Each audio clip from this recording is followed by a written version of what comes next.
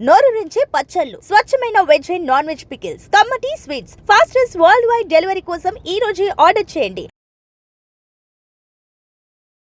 Middle east లో మండుతున్న యుద్ధ జ్వాలలు సామాన్యుడి బంగారం కలలను కూడా కాల్చేస్తూ ఉన్నాయి. ప్రపంచం ఒకవైపు యుద్ధ భయంతో వణికిపోతుంటే మరోవైపు ఆ అనిశ్చితిని పెట్టుబడిగా మార్చుకున్న పసిడి ధరలు చుక్కలను తాకుతున్నాయి.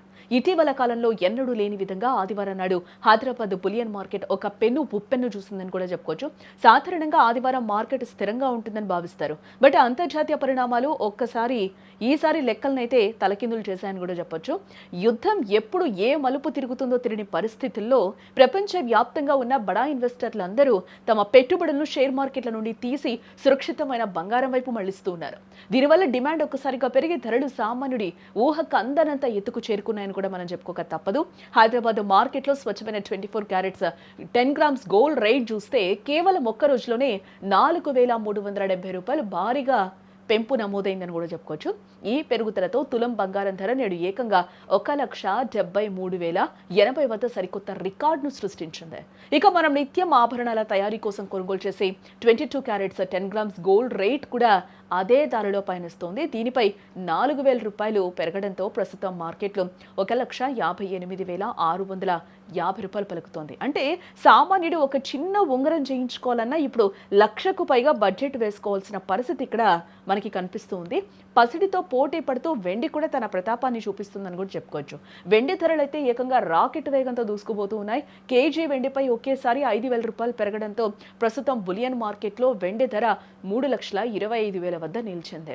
వెండి అంటే సామాన్యుడి బంగారం అని పిలుచుకునే రోజులు పోయి అది కూడా ఇప్పుడు సంపన్నుల వస్తువుగా మారిపోతుందని కూడా చెప్పుకోక తప్పదు.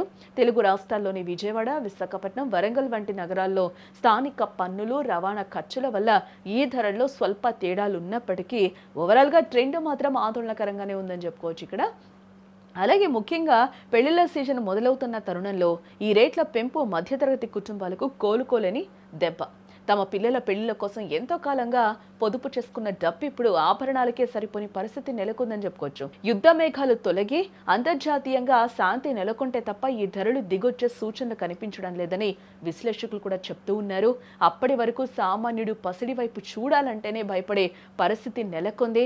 బంగారం అలంకారం కంటే ఇప్పుడు ఒక ఖరీదైన ఆస్తిగా కూడా మారిపోయిందని చెప్పుకోవచ్చు. ఈ ధరల పెరుగుదల ఇలాగే కొనసాగితే రాబోయే రోజుల్లో బంగారం కొనుగోలు అనేది కేవలం ఒక కలగానే మిగిలిపోయే ప్రమాదం కూడా ఇక్కడ పొంచి ఉంది. ఈ యుద్ధం వల్ల ఇంకొక 2-3 రోజుల్లో మనం చూస్తే తులం బంగారం 2 లక్షలు అయ్యే ఛాన్స్ కూడా ఉందని విశ్లేషకులు కూడా చెప్తున్న పరిస్థితులు అయితే కనిపిస్తున్నాయి. అలాగే ఏదైతే మనం వెండి తగ్గింది అని చెప్పుకుంటున్నామో ఆ వెండి కూడా ఒక్కసారిగా మళ్ళీ పెరిగే అవకాశాలు కనిపిస్తున్నాయి.